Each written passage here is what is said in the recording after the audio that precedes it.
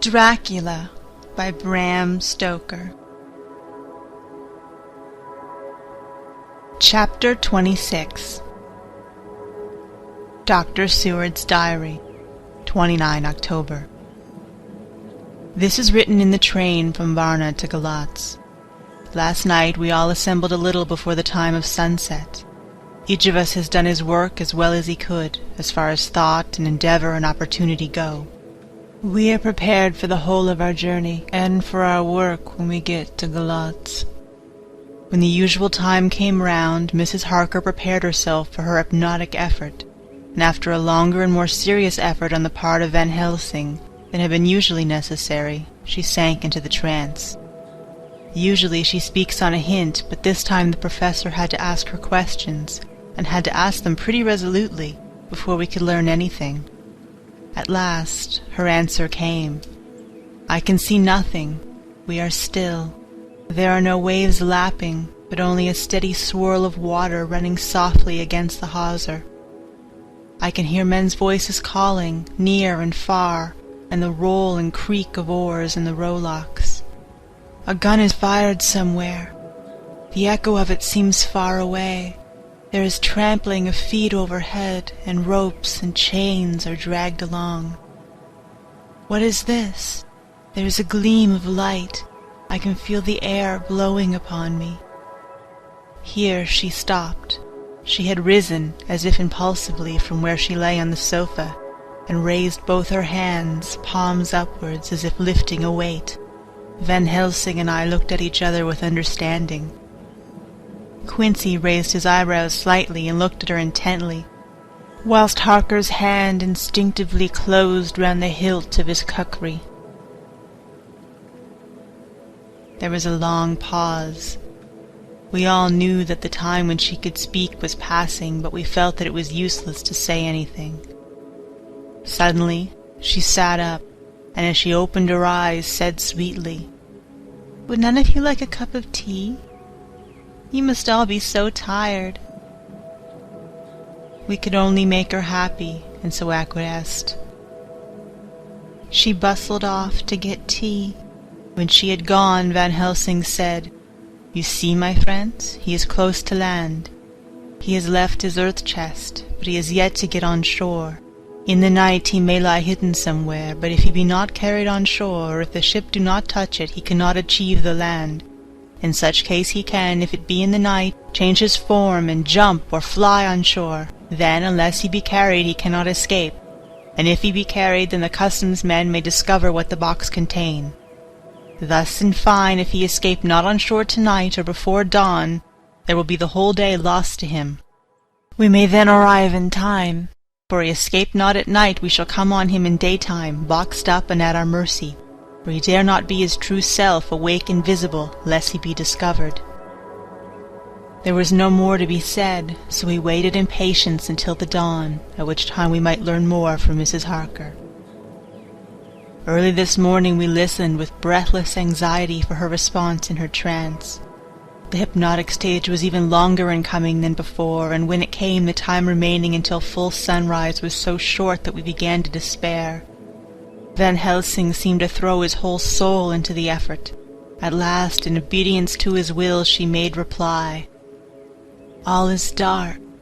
I hear lapping water, level with me, and some creaking as of wood on wood." She paused, and the red sun shot up. "We must wait till tonight." And so it is that we are travelling towards Galatz in an agony of expectation. We are due to arrive between 2 and 3 in the morning, but already, at Bucharest, we are 3 hours late, so we cannot possibly get in till well after sun-up. Thus we shall have 2 more hypnotic messages from Mrs. Harker. Either or both may possibly throw some light on what is happening. Later. Sunset is come and gone. Fortunately it came at a time when there was no distraction, for had it occurred whilst we were in the station, we might not have secured the necessary calm and isolation. Mrs. Harker yielded to the hypnotic influence even less readily than this morning. I am in fear that her power of reading the Count's sensations may die away, just when we want it most. It seems to me that her imagination is beginning to work. While she has been in the trance hitherto, she has confined herself to the simplest of facts. If this goes on, it may ultimately mislead us. If I thought that the Count's power over her would die away equally with her power of knowledge, it would be a happy thought, but I am afraid that it may not be so. When she did speak, her words were enigmatical. Something is going out. I can feel it pass me like a cold wind. I can hear, far off, confused sounds as if men talking in strange tongues, fierce falling water and the howling of wolves. She stopped, and a shudder ran through her, increasing in intensity for a few seconds, till at the end she shook as though in a palsy. She said no more, even in answer to the professor's imperative questioning. When she woke from the trance, she was cold and exhausted and languid, but her mind was all alert. She could not remember anything, but asked what she had said. When she was told, she pondered over it deeply for a long time and in silence. 30 October, 7 a.m. We are near Galatz now, and I may not have time to write later. Sunrise this morning was anxiously looked for by us all, knowing of the increasing difficulty of procuring the hypnotic trance. Van Helsing began his passes earlier than usual. They produced no effect, however, until the regular time, when she yielded with a still greater difficulty, only a minute before the sun rose. The professor lost no time in his questioning. Her answer came with equal quickness.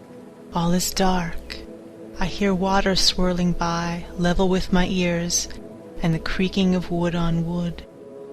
Cattle low far off. There is another sound, a queer one, like... She stopped and grew white and whiter still.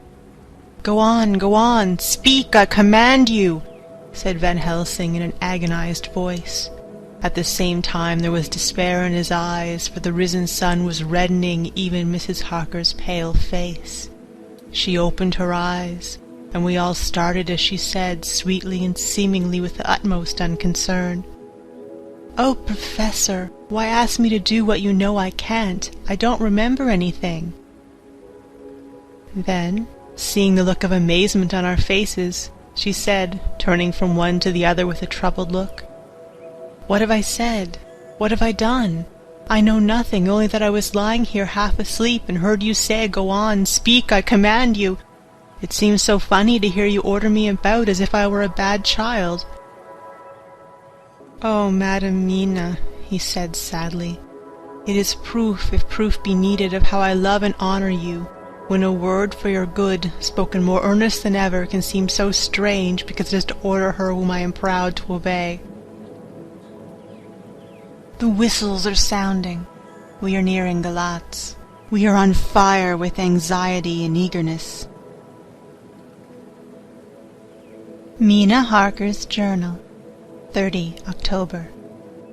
Mr. Morris took me to the hotel where our rooms had been ordered by telegraph, he being the one who could best be spared, since he does not speak any foreign language.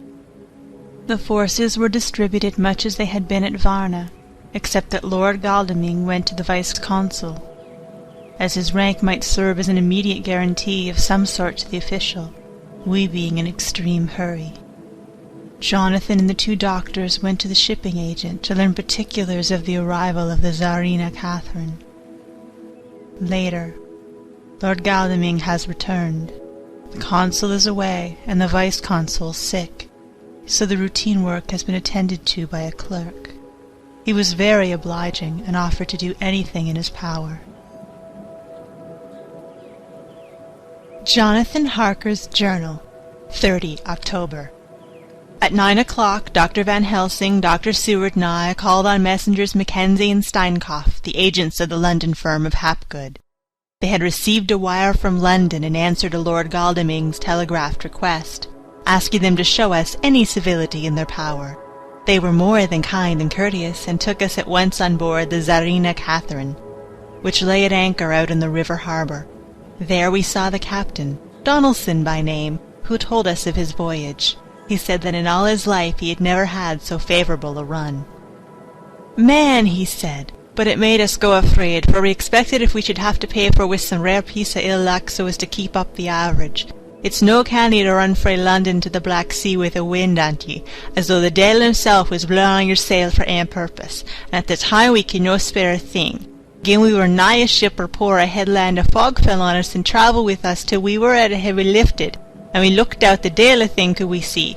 We ran by Gibraltar without be able to signal. Until we came to the Dardanelles we had to wait to get our permit to pass. We never were within hail of aught. At first I inclined to slack off the sail and beat about till the fog was lifted. But whiles I thought that the deil was mine to get us to the Black Sea quick, he was like to do it well if he would or no. And if we had a quick voyage it would be no to our miscredit with the owners and no hurt to our traffic, and the old man who served us on purpose would be graceful to us for no hindering him. This mixture of simplicity and cunning, of superstition and commercial reasoning, aroused Van Helsing, who said, "Mine friend, that devil is more clever than he is thought by some, and he know when we meet his match." The skipper was not displeased with the compliment, and went on, "When we got past the bowsprit, the man began to grumble. Some of them, the Romanians, came and asked me to heave overboard a big box to be put on board by a queer-looking old man just before we had started free of London. I hadn't seen them spare at the fellow, and put out the 12 fingers when they saw him to guard them against the evil eye. Man, but the superstition of foreigners is perfectly ridiculous. I sent them about their business pretty quick, but just after the fog closed in on us I felt a wee bit as they did unearth something, though I wouldn't say it was again the big box. Well, on we went, and as the fog didn't let up for 5 days I just let the wind carry us, for if the deal wanted us to go somewheres, well, he'd fetch it up all right. As if he didn't, well, we'd keep a sharp lookout anyhow. Sure enough, we had our fire away in deep water all the time, and 2 days ago when the morning sun came through the fog we found ourselves just in the river opposite Calais. The Romanians went wild and wanted me right or wrong to take out the box and fling it in the river. I had to argue with them about it with a hapspike. And when the last of them rose off the deck with his head in his hand, I convinced them that, evil eye or no evil eye, the property and the trust of my owners are better in my hands than in the river Danube. They had Miney taking the box on the deck, ready to fling in, and as if they were marked to Calais via Varna, I thought it'd lie till we discharged in the port and we get rid of the lot together. We didn't do much clearing that day, and had to remain the night at anchor, but in the morning, an hour before sun-up, a man came aboard with an order written to him from England to receive a box marked for one Count Dracula. Sure enough, the order was all ready for his hand. He had his papers all right, and glad I was to be rid of the darn thing. For I was beginning myself to feel uneasy about it. If the deil did have a luggage aboard the ship, I'm thinking it was none other than that the same." "What was the name of the man who took it?" asked Van Helsing with restrained eagerness. "I'll be telling you quick," he answered, and stepped down to his cabin, producing a receipt signed Emanuel Hiddlesleim. Bergenstrasse 16 was the address. We found out this was all the captain knew, so with thanks we came away. We found Hiddlesleim in his office, a Hebrew of rather the Adelphi Thader type, with a nose like a sheep and a fez. His arguments were pointed with specie, we doing the punctuation. And with a little bargaining he told us what he knew. This turned out to be simple but important. He had received a letter from Mr. Deville of London, telling him to receive, if possible before sunrise so as to avoid customs, a box which would arrive at Galatz in the Tsarina Catherine. This he was to give in charge to a certain Petrov Skinsky, who dealt with the Slovaks who traded down the river to the port.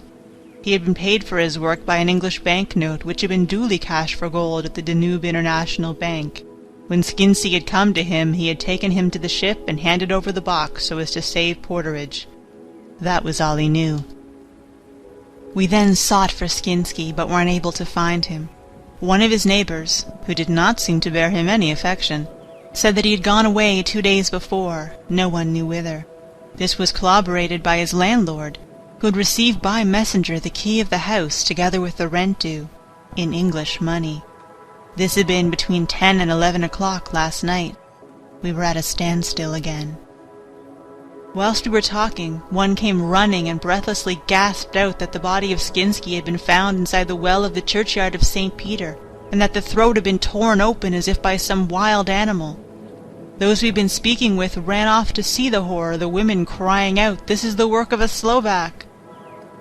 We hurried away, lest we should have been in some way drawn into the affair and so detained. As we came home we could arrive at no definite conclusion. We were all convinced that the box was on its way by water to somewhere, but where that might be we would have to discover. With heavy hearts we came home to the hotel, to Mina. When we met together, the first thing was to consult as to taking Mina again into our confidence.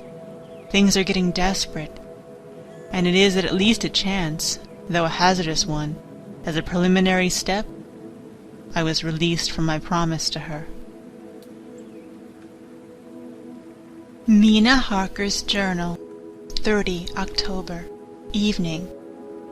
They were so tired and worn out and dispirited that there was nothing to be done till they had some rest. So I asked them all to lie down for a half-hour whilst I should enter everything up to the moment. I feel so grateful to the man who invented the traveller's typewriter, and to Mr. Morris for getting this one for me. I should have felt quite astray doing the work if I had to write with a pen. It is all done. Poor, dear, dear Jonathan, what he must have suffered, what he must be suffering now. He lies on the sofa, hardly seeming to breathe, and his whole body appears in collapse. His brows are knit, his face is drawn with pain. Poor fellow, maybe he is thinking, and I can see his face all wrinkled up with the concentration of his thoughts. Oh, if only I could help it all. I shall do what I can. I have asked Dr. Van Helsing, and he has got me all the papers that I have not yet seen. Whilst they are resting, I shall go over all carefully, and perhaps I may arrive at some conclusion. I shall try to follow the professor's example and think without prejudice on the facts before me.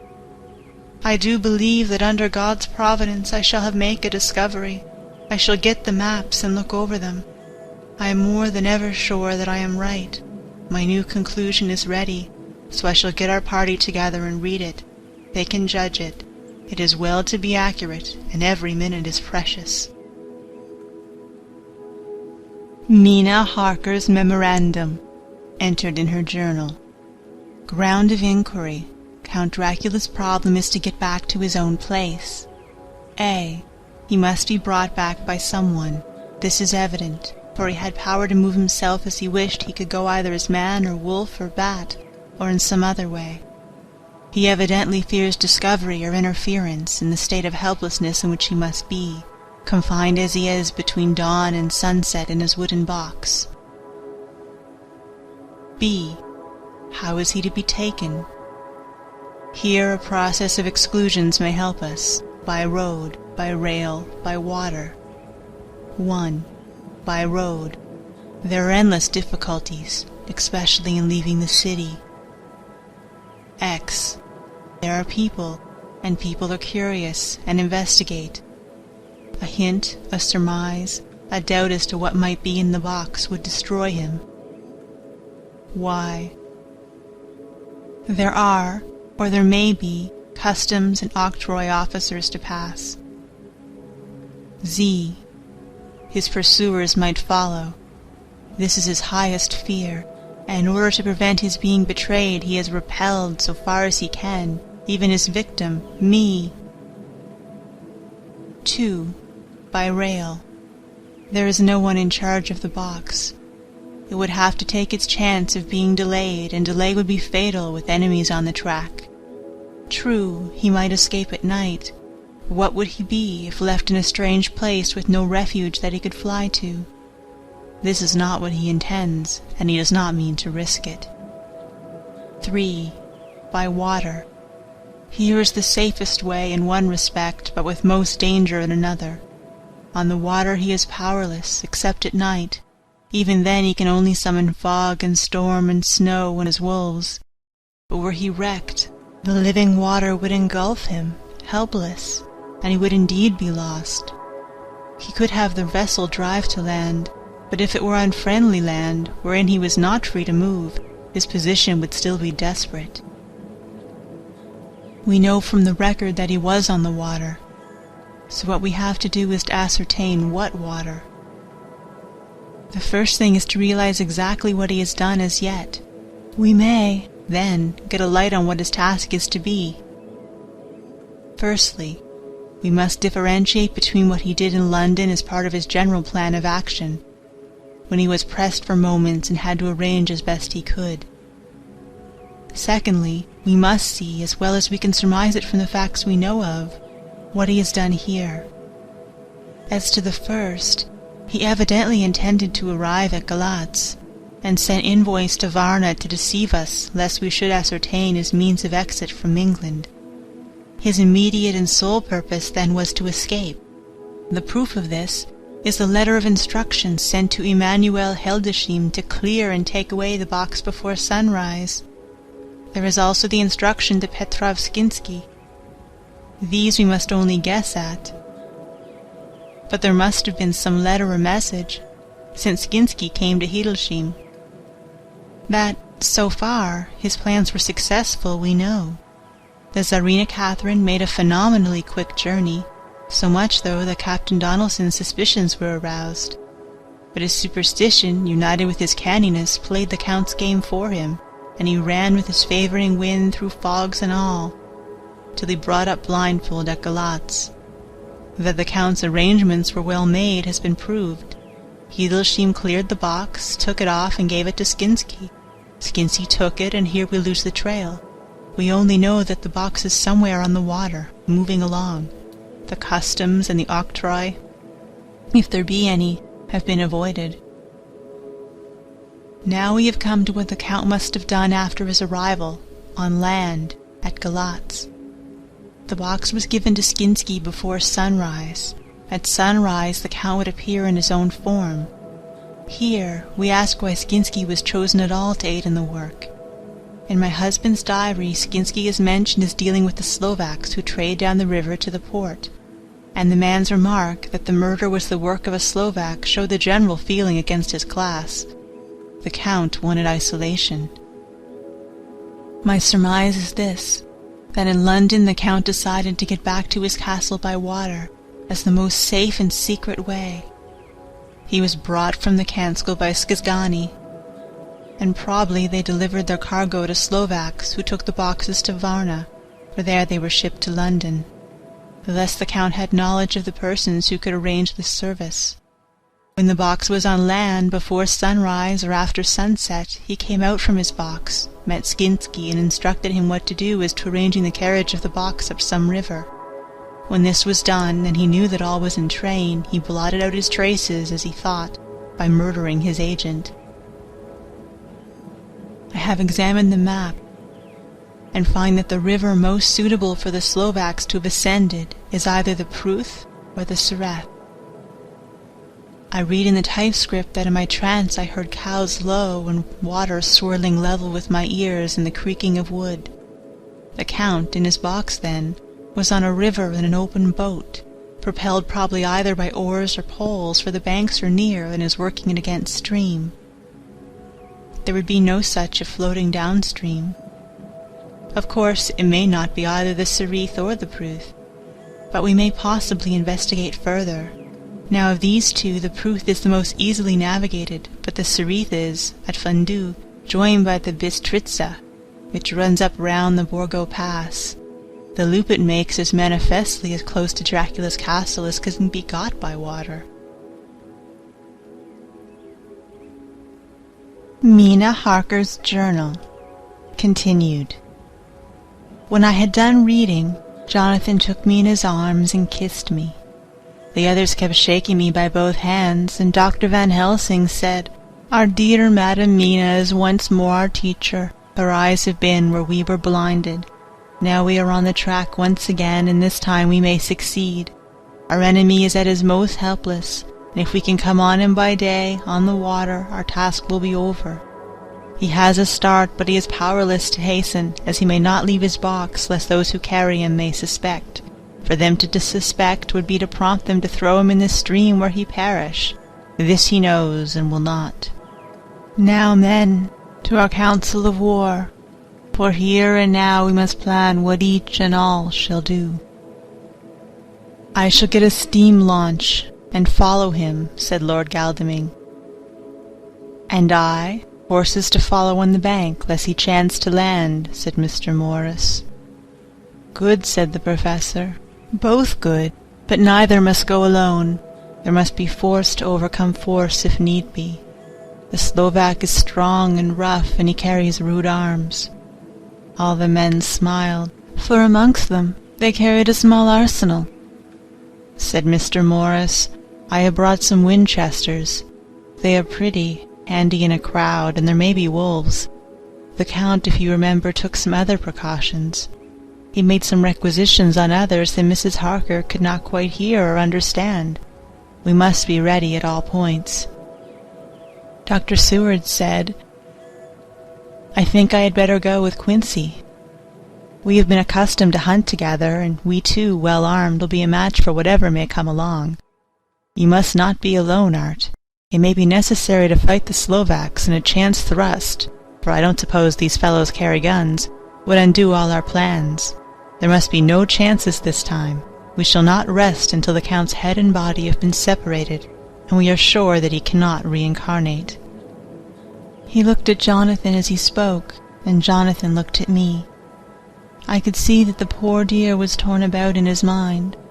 Of course he wanted to be with me, but then the post service would, most likely, be the one that would destroy the vampire.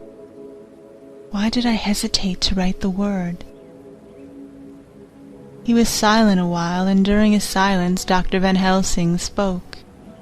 "Friend Jonathan, this is to you for twice reasons. First, because you are young and brave and can fight, and all the energies may be needed at the last. And again, that it is your right to destroy him, that which has wrought such woe to you and others. Be not afraid for Madam Mina. She will be my care, if I may. I am old.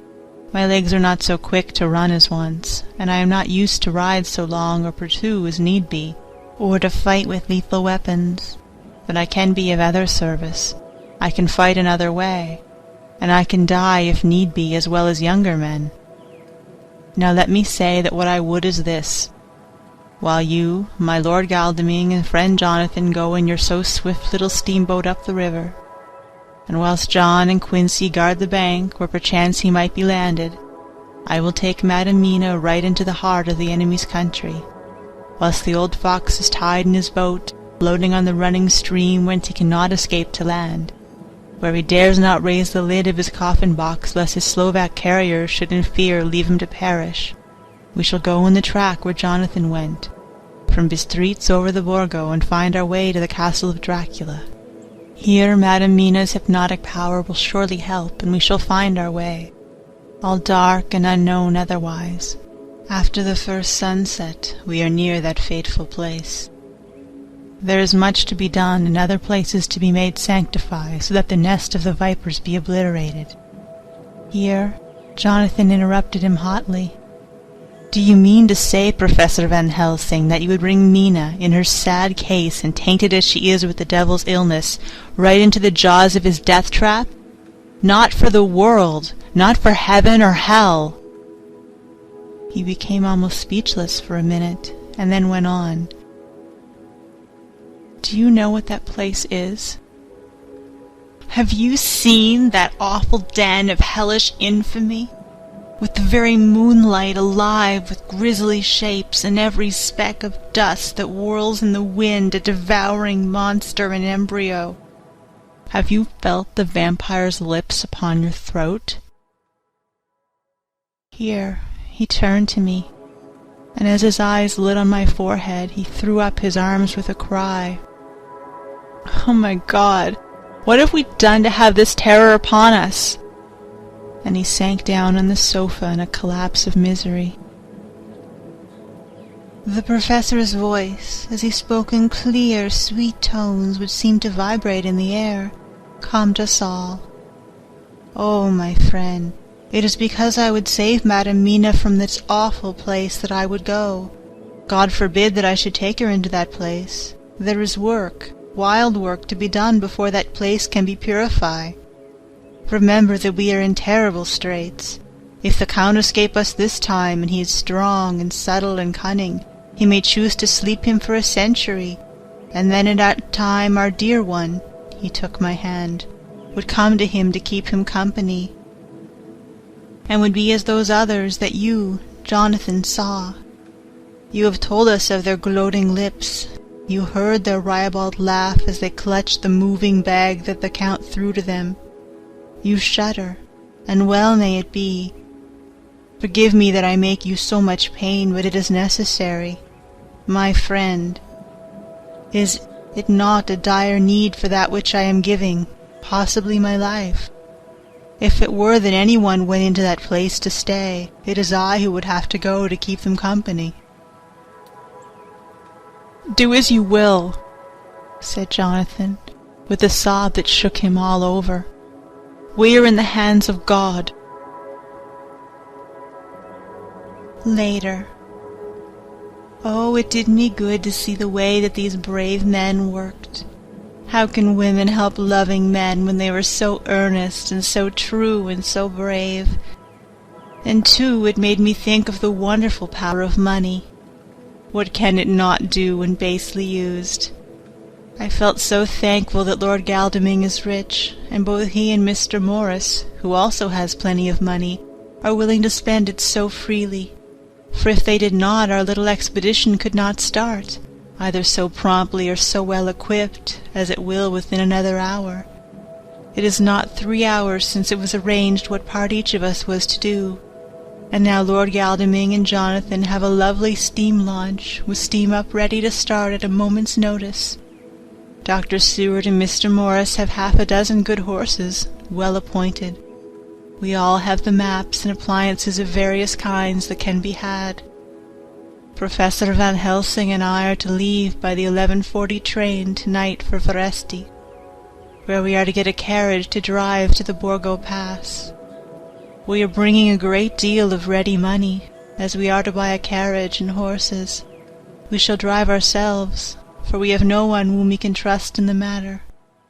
The professor knows something of a great many languages, so we shall get on all right. We have all got arms, even for me a large-bore revolver. Jonathan would not be happy unless I was armed like the rest. Alas, I cannot carry one arm that the rest do. The scar on my forehead forbids that. Dear Dr. Van Helsing comforts me by telling me that I am fully armed, as there may be wolves. The weather is getting colder every hour, and there are snow flurries which come and go as warnings. Later.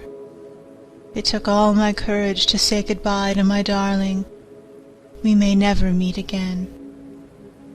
Courage, Mina. The professor is looking at you keenly.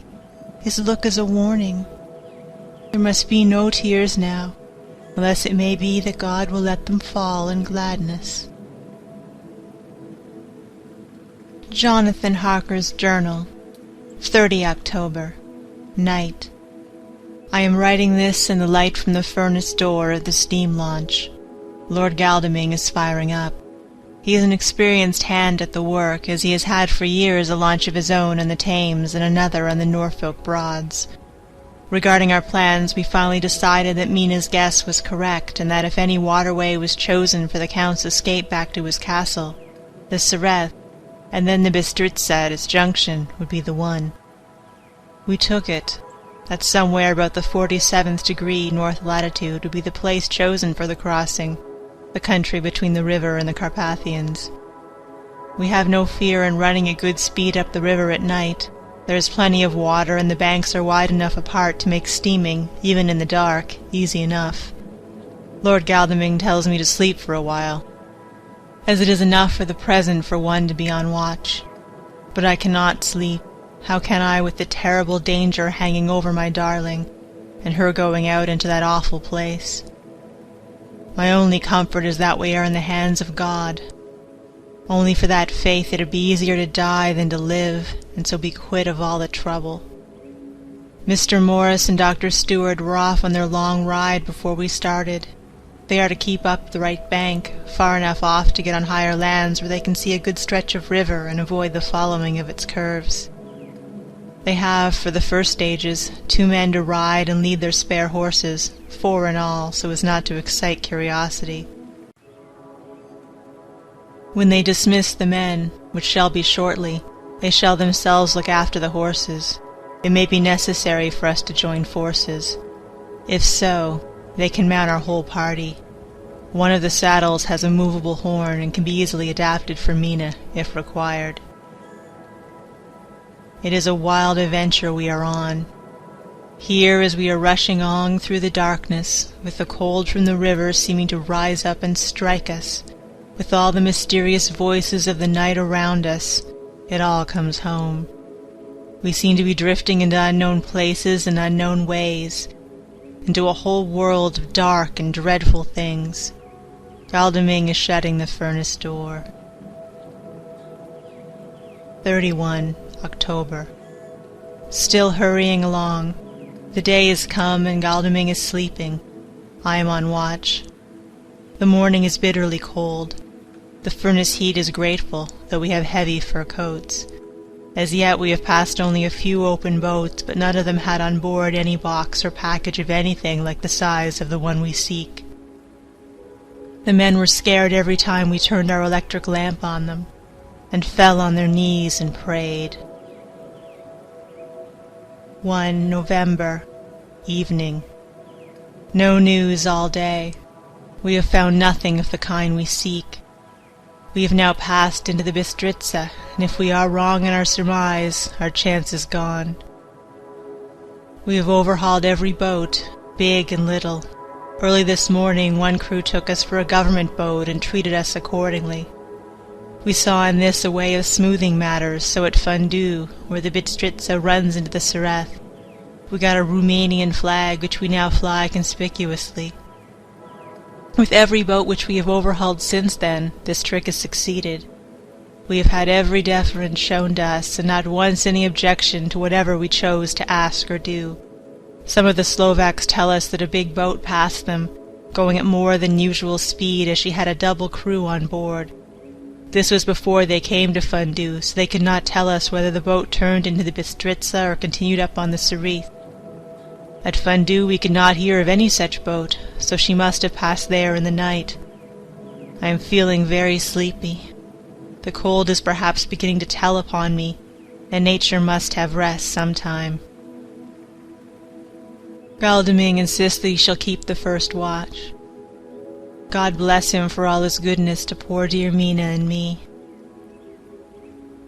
2 November, morning. It is broad daylight. That good fellow would not wake me. He says it would have been a sin too, for I slept peacefully and was forgetting my trouble.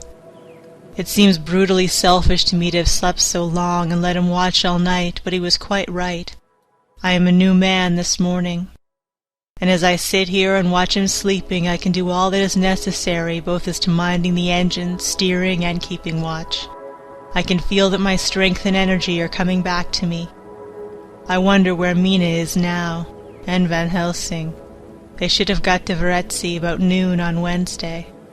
It would take them some time to get the carriage and the horses, so if they had started and travelled hard, they would be about now at the Borgo Pass.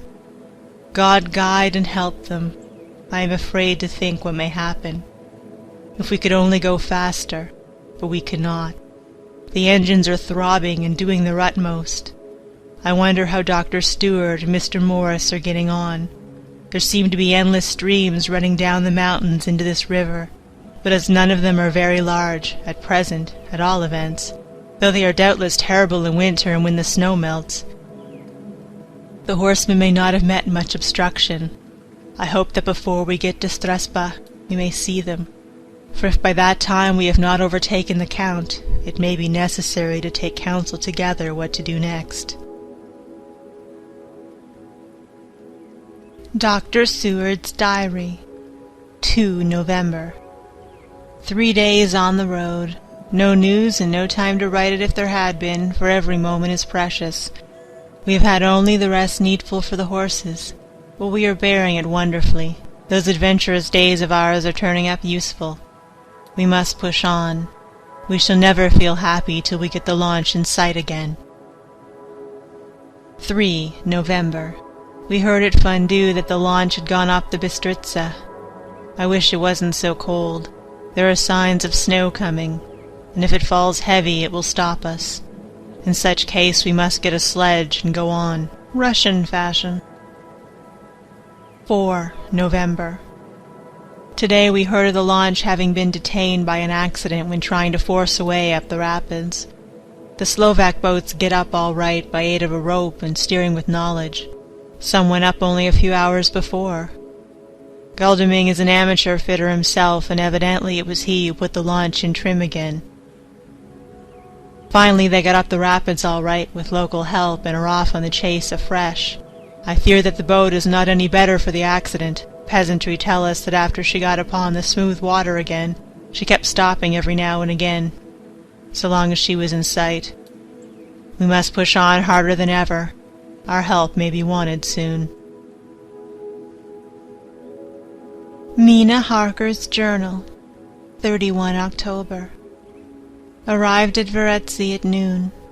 The professor tells me that this morning at dawn he could hardly hypnotize me at all, and all that I could say was dark and quiet. He is off now buying a carriage and horses. He says that he will later on try to buy additional horses, that we may be able to change them on the way. We have something more than 70 miles before us. The country is lovely and most interesting. If only we were under different conditions, how delightful it would be to see it all. If Jonathan and I were driving through it alone, what a pleasure it would be to stop and see people and learn something of their life, and to fill our minds and memories with all the color and picturesqueness of the whole wide, beautiful country and the quaint people.